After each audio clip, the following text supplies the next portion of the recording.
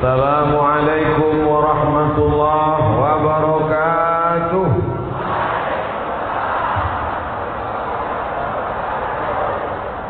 Bersyukur kepada Allah dengan mengucapkan alhamdulillahi rabbil alamin.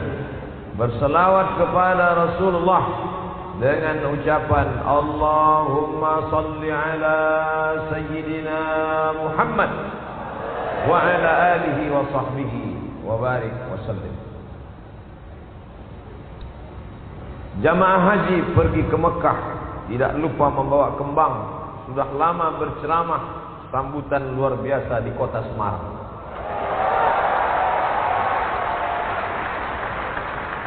Biasanya kalau saya ceramah yang nyambut itu paling panitia, sekretaris, bendahara.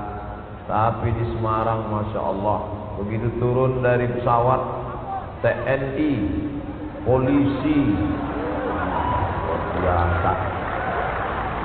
Saya heran, ini kok seperti sambutan untuk wakil presiden.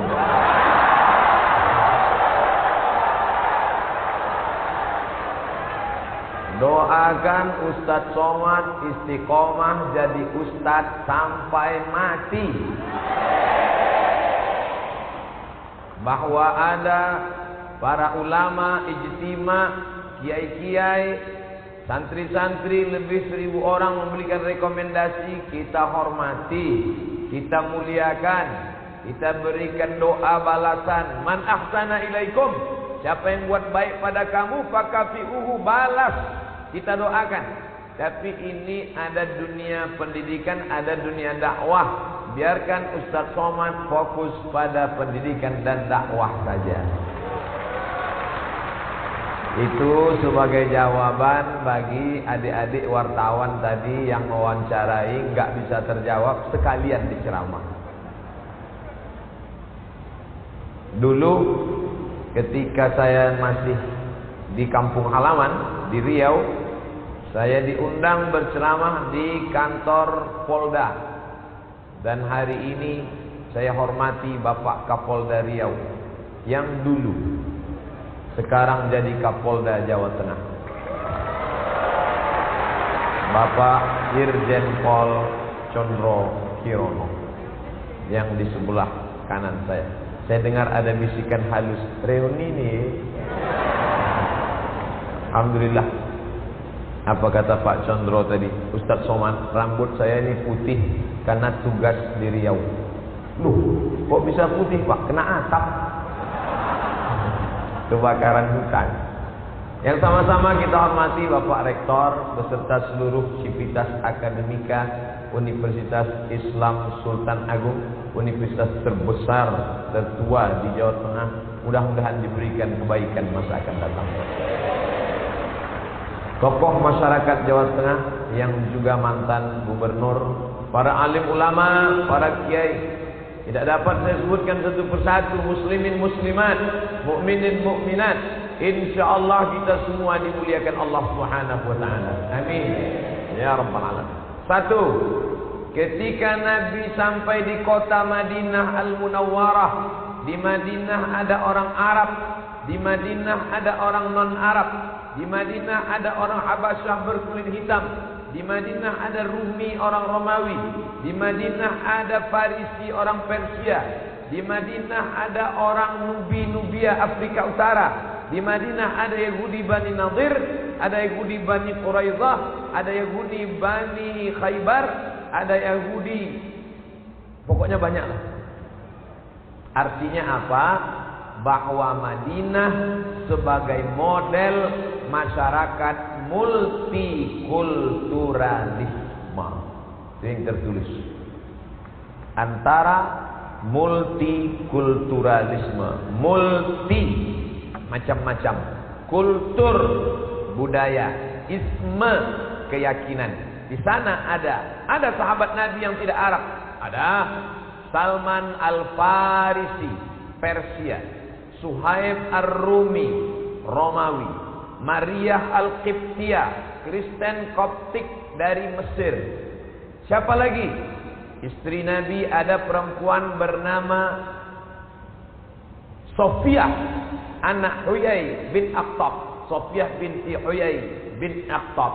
Siapa lagi sahabat Nabi? Ada namanya Bilal bin Abi Rabah, berasal dari Nubia, Mesir, Sudan.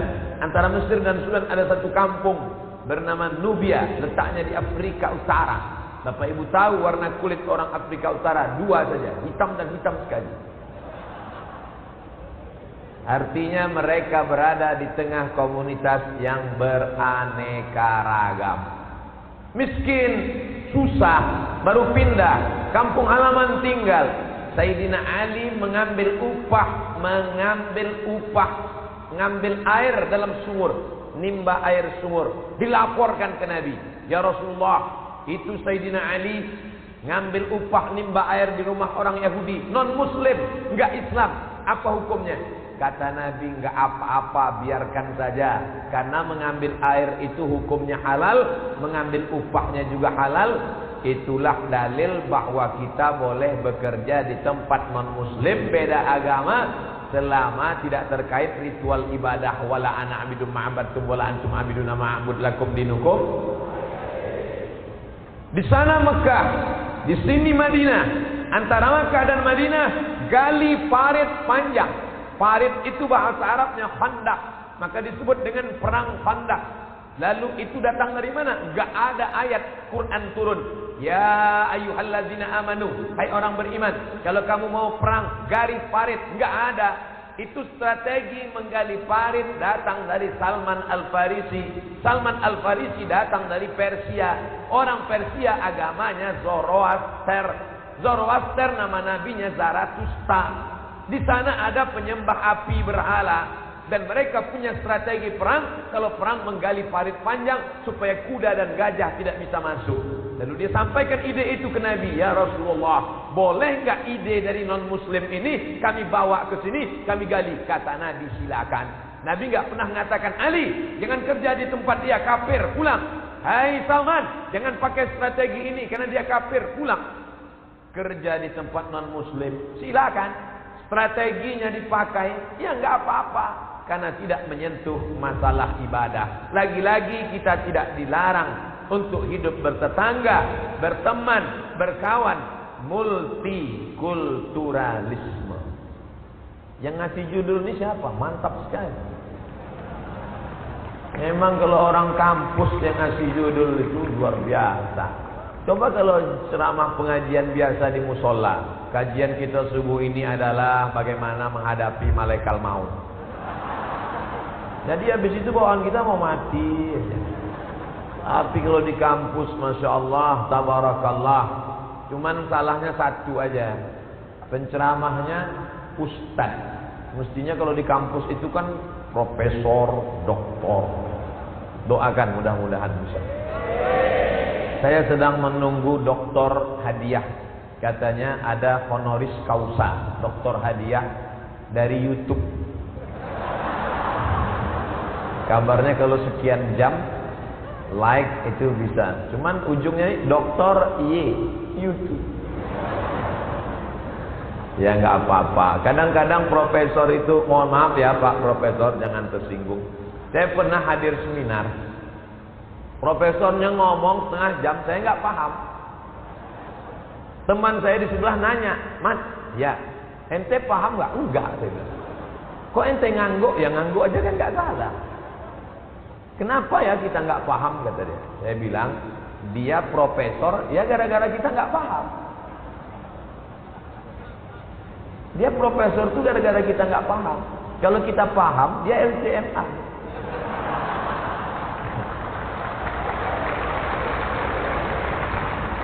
Orang-orang yang hebat itu S2, S3, profesor, doktor, ilmunya banyak. Banyak itu kalau bahasa kampung saya, wakeh tenan. Jadi dia untuk membahasakannya susah, memformatnya. Sedangkan Abdul Somad itu isi kepalanya ya biasa-biasa aja, sederhana. Makanya banyak jamaah Ustaz, saya senang dengan ceramah Ustaz, saya ngerti, mudah paham. Yaitu kalau Ustaznya ilmunya sederhana. Makanya saya nggak mau sekolah lagi. Nanti kalau ilmunya banyak susah nyampaikannya. Ustaz kasih contoh tentang multikulturalisme di Madinah. Nabi nggak melarang Sayyidina Ali kerja nimba air di rumah orang Yahudi. Lagi Pak Ustaz, Nabi tidak melarang bertetangga bersahabat dengan Yahudi Bani Nadir, Yahudi Bani Quraidah, Yahudi Bani Qainuqa. Yang ketiga Pak Ustaz, Nabi tidak melarang untuk mengambil strategi perang dari non-muslim orang Persia. Contoh lagi Pak Ustaz, Nabi diundang oleh Yahudi Khaybar. Nabi datang undangan itu, disuguhkan daging kambing, dan Nabi memakan daging kambing itu, tapi sahabat yang di sebelahnya langsung mati. Karena daging itu diracun mereka. Nabi Muhammad SAW dapat wahyu dari Jibril. Jibril dapat dari Allah. Jibril menyampaikan, "Ai Muhammad, muntahkan." Lalu Nabi memuntahkannya. Artinya yang mau kita ambil bahwa Nabi datang undangannya. Makanya kalau ada jamaah sekarang bertetangga dengan Konghucu, satu kantor dengan Katolik, dekat rumah dengan Protestan, anaknya nikah diundang, "Ustaz, boleh nggak saya datang hadir anaknya pesta?" Ya silakan datang. Apa salahnya?